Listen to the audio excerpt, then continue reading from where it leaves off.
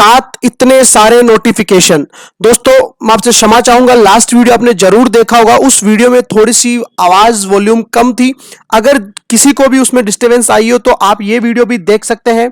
तो दोस्तों GSTR1 GSTR3B हर तरीके के रिटर्न को लेके कुछ ना कुछ नया नोटिफिकेशन जरूर आया दोस्तों।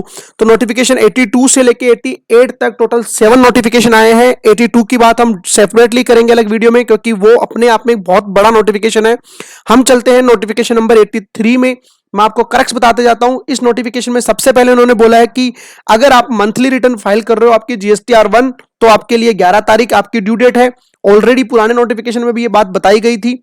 अगर आप क्वार्टरली फाइल कर रहे हो आपकी GSTR3B 1 जनवरी 2021 से क्वार्टरली फाइल करने जा रहे हो तो जो आपकी GSTR1 है उसकी ड्यू डेट हो जाएगी दोस्तों 13 तारीख। आपको 13 तारीख 13 day of the month succeeding the tax period, तो आपको जो भी आपका टैक्स पीरियड जैसे ही आपका क्वार्टर खत्म होता है उसके अगले महीने की 13 तारीख तक आपको आपकी GSTR1 फाइल करनी है। तो भूल जाइए कि जो 30 तारीख थी अब 30 तारीख नहीं है, अब 13 तारीख है GSTR1 क्वार्टरली की भी। अगर आप 3B क्वार्टरली फाइल कर रहे हो तो the notification shall come into force with effect from 1 जनवरी 2021। तो GSTR1 अगर आप मंथली फाइलर हो तो आपके लिए 11 तारीख, अगर आप क्वार्टरली फाइलर हो तो आपके लिए क्वार्टर खत्म होने के बाद 13 तारीख। अब आता है नोटिफिकेशन नंबर 84।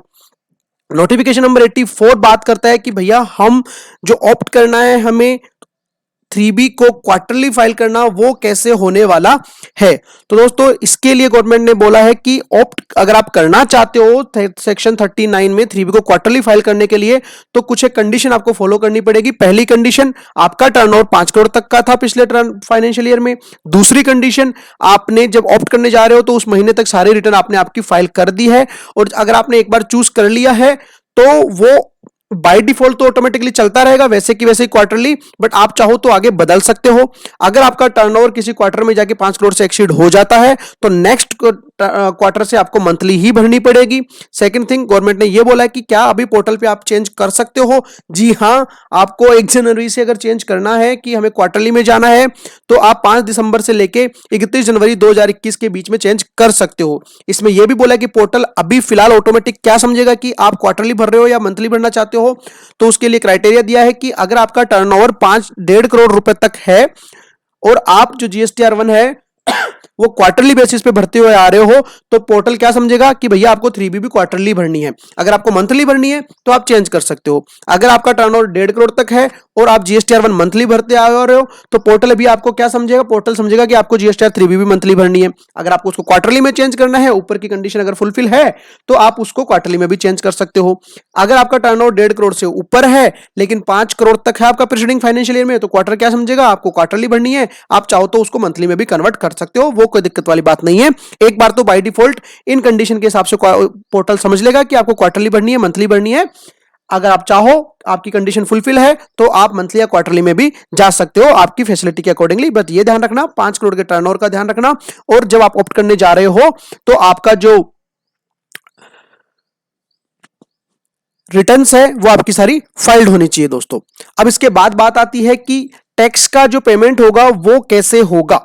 जी हाँ, टैक्स का पेमेंट कैसे होगा वो इन्होंने नोटिफिकेशन नंबर 85 में बोला कि जो क्वार्टरली अगर आपने 39 में गए हो तो फर्स्ट मंथ और second month of the quarter आपको क्या करना है, 35%। जी हाँ, पिछले क्वार्टर में आपने जितना अमाउंट जमा कराया था उसका 35% आपको जमा कराना है नेक्स्ट क्वार्टर के फर्स्ट और सेकंड मंथ में। अब बात आती है कि मैं अगर 1 जनवरी 2021 से ऑप्ट कर रहा हूं तो पिछला क्वार्टर तो था ही नहीं, पिछली जो मेरी दिसंबर की रिटर्न गई है वो तो मंथली गई है। उस केस में क्या करना है दोस्तों, तो उस केस में दिसंबर में जितनी आपकी लायबिलिटी गई थी उतना अमाउंट आपको जनवरी 2021 और फरवरी 2021 की रिटर्न में जमा कराना है।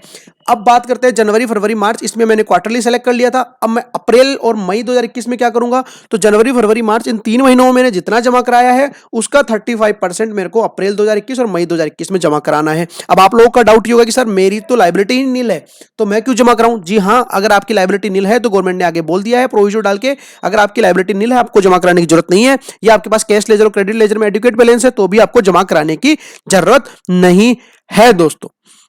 लेकिन आपको ध्यान रखना पड़ेगा, ये क्वार्टरली वाला ऑप्शन आप कब ऑप्ट कर सकते हो, जब आपकी कंप्लीट टैक्स पीरियड की रिटर्न आपने फाइल कर चुके हो दोस्तों। उसके बाद आता है नोटिफिकेशन नंबर 86, जो अभी हम बात कर रहे थे कि ड्यू डेट जो अभी आपने बताई 11 तारीख 13 तारीख, या फिर हम 3B में भी कुछ एक ड्यू डेट्स पहले गवर्नमेंट ने बताई थी, अभी वापस रूल इंसर्ट हुए हैं। अब हम जब नोटिफिकेशन नंबर 82 पढ़ेंगे उसमें हम देखेंगे ये चीज कि नई जो ड्यू डेट्स आई है 3B की वो वही है जो ऑलरेडी नोटिफिकेशन नंबर 76 ने बता दी थी। तो नोटिफिकेशन नंबर 76 को गवर्नमेंट ने नोटिफिकेशन नंबर 86 के द्वारा खत्म कर दिया है दोस्तों। तो आई बिलीव आपको अगर पुराने वीडियो में क्लियर नहीं हुई होगी चीजें, तो शायद इस वीडियो में आपको वो सारी चीजें क्लियर हो गई होगी। बेसिकली हमने इस वीडियो में क्या देखा, हमने क्रक्स में आपको बता देता हूं दोस्तों। अगर आपको मंथली GSTR1 फाइल है तो आपको 11 तारीख, क्वार्टरली फाइल हो रही है तो 13 तारीख। उसके बाद आपको अगर आप 3B क्वार्टरली ऑप्ट करना चाहते हैं तो 5 करोड़ से ऊपर का आपका टर्नओवर नहीं हो, साथ में आपने पुरानी रिटर्न सारी भर दी हो, तो आप क्वार्टरली ऑप्ट कर सकते हैं। बाद में चाहो तो आप चेंज भी कर सकते हैं। उसके अलावा क्वार्टरली ऑप्ट कर ली तो हमें टैक्स का पेमेंट कैसे करना है, आपको 35% ऑफ प्रीवियस क्वार्टर, अगर प्रीवियस क्वार्टर की रिटर्न आपकी क्वार्टरली नहीं गई है, मंथली गई है, तो पिछले मंथ में, क्वार्टर से जस्ट पहले के पिछले मंथ में आपने जितना अमाउंट टैक्स का जमा कराया है आपको क्वार्टर के फर्स्ट और सेकंड मंथ में जमा कराना है। अगर आपकी लायबिलिटी ही नहीं बनती है, नील लायबिलिटी बन रही है, तो आपको कुछ भी जमा नहीं कराना है। आपके कैश और क्रेडिट लेजर में बैलेंस है तो आप उसको यूटिलाइज कर सकते हो, अगर एडुकेट बैलेंस है तो आपको जमा कराने की जरूरत नहीं है दोस्तों। तो ये काफी सारी चीजें हमने पढ़ी। नेक्स्ट वीडियो में आप देखोगे कि ये जो फर्स्ट और सेकंड मंथ में हमें जमा कराना है वो कितना अमाउंट जमा कराना है। जी हाँ, फर्स्ट और सेकंड मंथ में जमा जो कराना है 35%, वो एक्चुअली किस डेट तक जमा कराना है, कितना अमाउंट तो हम ऑलरेडी डिस्कस कर चुके, किस डेट तक जमा कराना है, क्या फॉर्म्स होंगे। तो दोस्तों उसके लिए आप बने रहिए चैनल पे, लाइक कर दीजिए, सब्सक्राइब कर दीजिए। जैसे ही हम वीडियो लेके आएंगे, उसकी भी नोटिफिकेशन आ चुकी है, नोटिफिकेशन है मेरी 82, आप जाके देख सकते हो, लेकिन उसका मैं डिटेल में सेपरेटली आपसे डिस्कस करना चाहूंगा दोस्तों। तो मिलते हैं नए वीडियो में अपन नई अपडेट नई जानकारी के साथ, तब तक के लिए थैंक यू सो मच, जय हिंद जय भारत। और हाँ, एक चीज और बताना चाहूंगा, एक और नोटिफिकेशन है, नोटिफिकेशन नंबर 87, जो बात करता है ITC 04 की। तो अगर आपने अभी तक आपकी ITC 04 नहीं भरी है जुलाई से लेकर सितंबर तक पीरियड की, तो निश्चिंत हो जाइए, आप 30 नवंबर तक भी भर सकते हो दोस्तों। इसमें लिखा हुआ है extend the time limit for furnishing the declaration in form GST ITC 04 for the period July 2020 to September 2020 till the 30 day of the November. आप 30 नवंबर तक भी आपकी रिटर्न भर सकते हो। और ये नोटिफिकेशन कब आएगा, notification shall come into force from 25 day of the October 2020। तो 25 अक्टूबर से ही नोटिफिकेशन आपका एप्लीकेशन हो गया है दोस्तों। तो ये काफी सारे नोटिफिकेशन है, टोटल 7 नोटिफिकेशन में से 5 नोटिफिकेशन अपन देख चुके हैं दोस्तों। बाकी की जो नोटिफिकेशन है वो अपन नेक्स्ट वीडियो में देखते हैं। चैनल पर नए हैं तो सब्सक्राइब कर लीजिए। थैंक यू सो मच, जय हिंद जय भारत।